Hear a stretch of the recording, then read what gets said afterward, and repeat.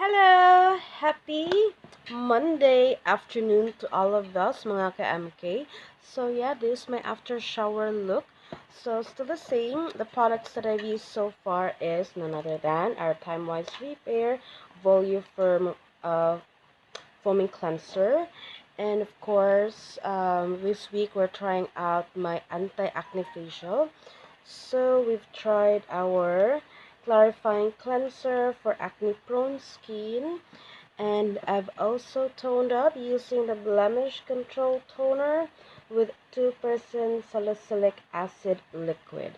So the third step for our anti-acne facial, and it's of course the moisturizer, and just like any other moisturizers, it replenishes moisture and soothes skin. However, since ang iyang target is acne-prone skin man, just to tell you more about it, it's a lightweight and quick absorbing moisturizer that glides on smoothly to give your skin the balanced hydration it needs. Okay, this one, small but durable, and it helps maintain skin's moisture level to deliver healthy and radiant looking skin. Okay, so without further ado, we will now try the moisturizer. Okay, here it is. So by the way, how are we going to use this? Just smooth and clean face and neck using upward strokes. Right?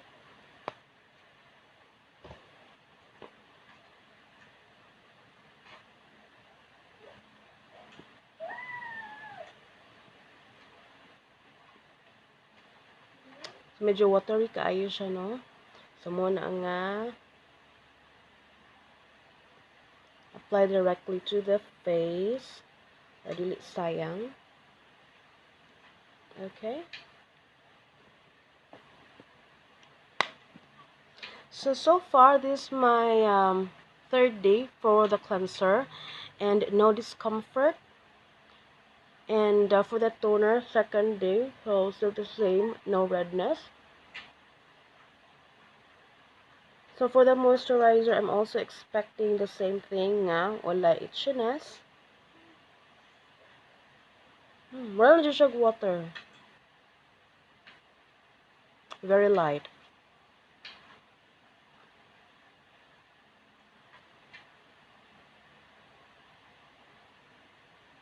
And after this na ako mapataw-tauran, I will still apply my day cream for my SPF 30.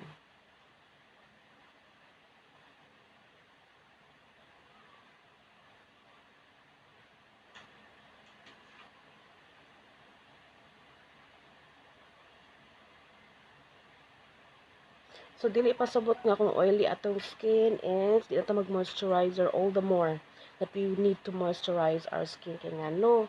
Siyempre, kung oily atong skin, iyang igawas ang nabilin nga moist sa atong face. Sumona nga ato dyan na siyang pulihan og moisture. Kaya para healthy looking skin gihapon. And of course, to prevent our skin from over drying, kay these products, ang anti-acne, is iya mo dyan nang i-dry kay para ang oil mga tangtang. Although the Mary Kay anti-acne products promises no over dryness, but still the same, mag-moisturize gihapon ta.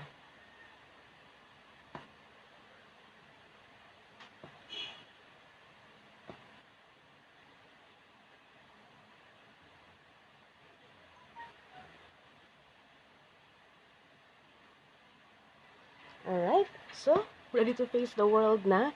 And by the way, if you can recall, I shared to you last time nga na ako'y bati ng experience. And this time, since wala pa man na result, I'm going to share it. But I'm still hoping and still positive nga ma-resolve ni sa BPI. So, before I heard of stories lang from my family, relatives, and even friends nga nakuhaan daw ilang kwarta, na ni-withdraw sa ilang bank account and what not.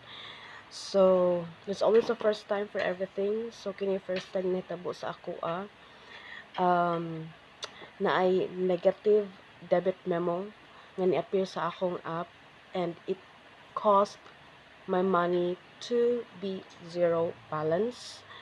So, of course, I report it directly to BPI. Unfortunately, at that time, they were not able to give me an answer as to what happened to it. Dili man lang nila masulti nga yes na nag-withdraw, or yes na inahack, or yes it's a system issue, as in wala. They asked me to give them about the next working day, so that will be Tuesday. So hopefully by tomorrow makahatag na ko positive feedback or good results sa inyo, ha.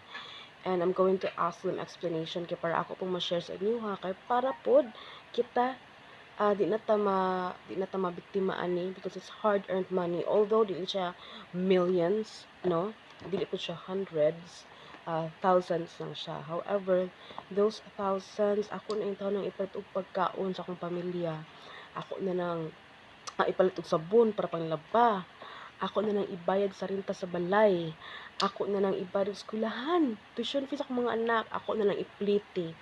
So ako ning gipangayo, amo ni akong prayer sa Ginoo nga first mokalma lang jud ko, hopefully by tomorrow, nga dili kay ko maghagis sa BPI. And second, I trust God nga justice nga iyang iuli ang unsay para sa ako. And yeah, still a blessed day, so don't forget to praise and worship God. Thank you so much for watching. Bye for now.